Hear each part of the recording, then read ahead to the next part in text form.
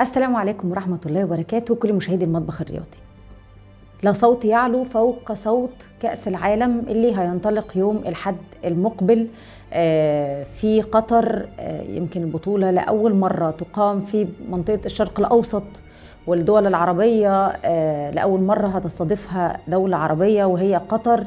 يمكن قطر ما نقدرش نقول إن هي بتقوم بمجهود جبار أو مجهود كبير، ولكن قطر تكاد تكون بنت دولة جديدة. قطر قامت بمجهود كبير جدا جدا جدا علشان تكون على قدر الحدث. ال8 استادات اللي المفترض هيتم فيهم المباريات ل 32 منتخب لأول مرة. يمكن في بعض التقنيات الجديدة، الاستادات اتعملت بشكل مختلف تماما. كل المحبي وعاشقي الكرة في كل أنحاء العالم منتظرين يوم الأحد علشان يشوفوا الافتتاح هيكون شكله عامل ازاي.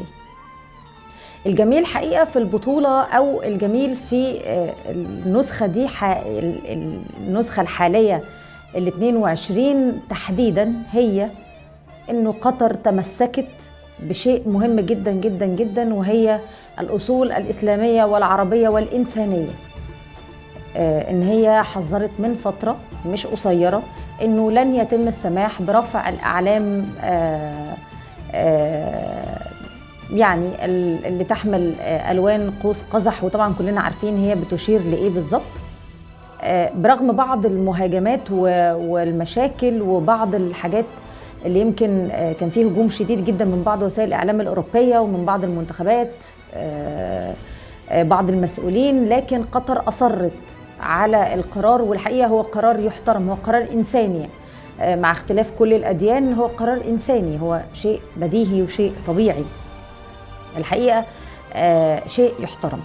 خلونا نقول بعض المعلومات أو نسترجع بعض الذكريات لتاريخ كأس العالم خلال ال 21 نسخة الماضية، لأنه النسخة الحالية هتكون نسخة رقم 22، واللي بيتصادف إن هي في 2022. كأس العالم طبعا أكتر المنتخبات اللي توجت بالبطولة هو منتخب البرازيل، اللي توج ب5 نسخ أو 5 بطولات لكأس العالم. يمكن أكتر القارات اللي تمت استضافة البطولة هي أوروبا استضافت البطولة حوالي 11 مرة. أفريقيا استضافتها مرة واحدة في جنوب أفريقيا طبعا.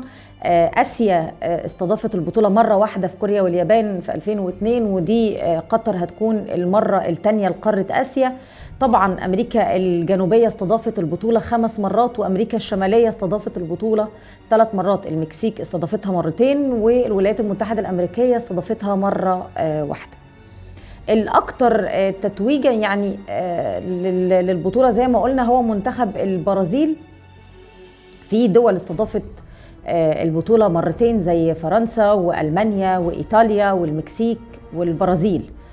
كل دولة من دول استضافت كأس العالم مرتين خلال تاريخها.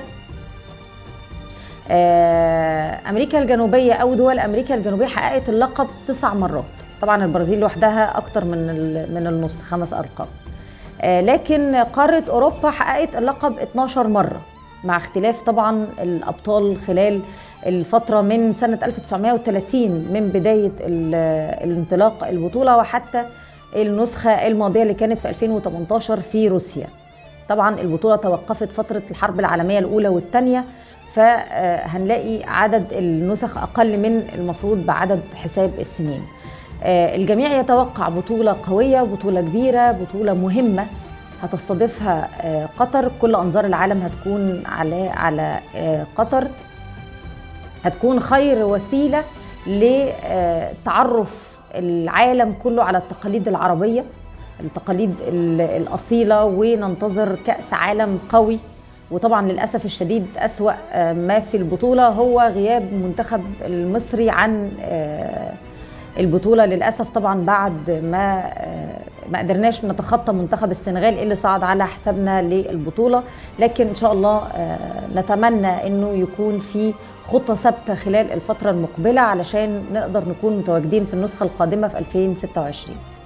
تصبحوا على خير.